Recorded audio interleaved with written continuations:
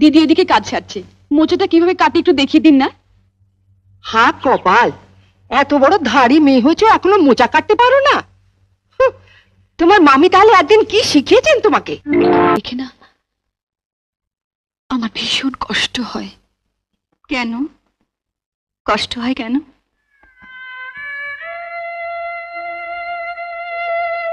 ভালো মানুষকে বাড়ির সবাই তোমাকে ঝিয়ের মতো খাটায়, তোমারও তো সকালাত বলে কিছু থাকতে পারে না ছোট, আমি যেদিন এ বাড়ির বউ হয়ে এসেছি সেদিনই আমার সব শখ আহ্লাদ বিসর্জন দিয়েছি। তুমি দেখো না বর্দি, কিছুদিনের মধ্যে আমি এবারে ভোল পাল্টে দেবো, মার চিৎকারও বন্ধ করবো। বড় বউ, ও বড় বউ, দেখ মরলো নাকি সব?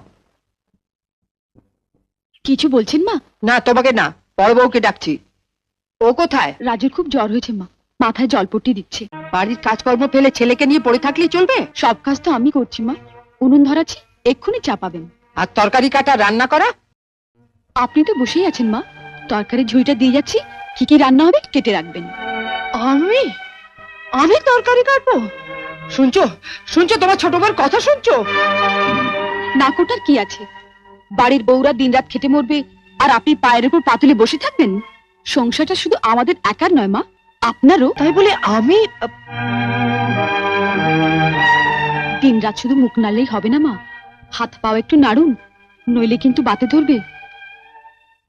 শুনলে শুনলে, তোমার ছোট বউর কথা শুনলে? ধন্বন্তরী কবরেজের মতো তোমার বাতের চিকিৎসাটা করে গেল।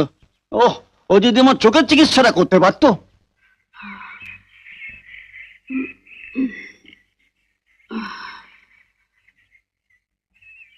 বাবা, এত বেলা হয়ে গেল, এখনো তো বেডটি দিল না। বাসি ঘরেও তো ঝাঁট পড়েনি।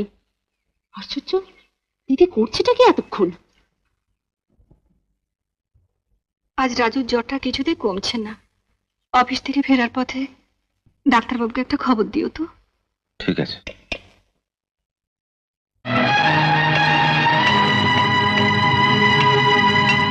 দিদি কোথায় দীপা? কেন? এতখানি বেলা হয়ে গেল, আমার ঘরটা এখনো ঝাঁট পড়েনি। ঝাঁটা পড়েনি? না। একটা কাজ করো, ওই তো ঝাঁটা পড়ে আছে, ওটা নিয়ে নিজের ঘরটা ঝাড় দিয়ে নাও। হ্যাঁ? কেমন? কি?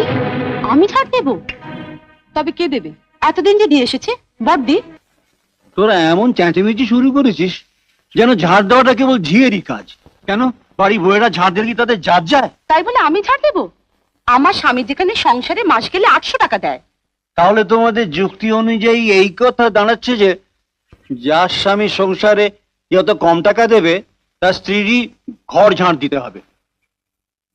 তাহলে তো তোমাদের শাশুড়ি ঘর ঝাড় দেওয়া উচিত।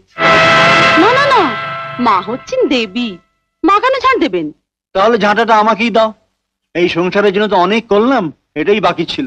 এসব কি বলছেন বাবা? এসব শোনাও তো পাপ। তোমরা যে যার ঘরে যাও, আমি সব করে দিচ্ছি। না, তুমি রাজুর পাশে গিয়ে বসো। ছাড় ছোট, যার বাবার সংসারে 500 টাকা দেয় তার ছেলের বেঁচে থাকার কোনো অধিকার নেই এ সংসারে। ঠোঁড়া সাপ আমার ফানা তোলে। মা কোথায় ছোট মা? মাকে একটু ডাকো না। তুমি একটু ঘুমোবার চেষ্টা করো শোনা, তোমার মা এক্ষুনি আসবে। তাহলে একটা গল্প বলো।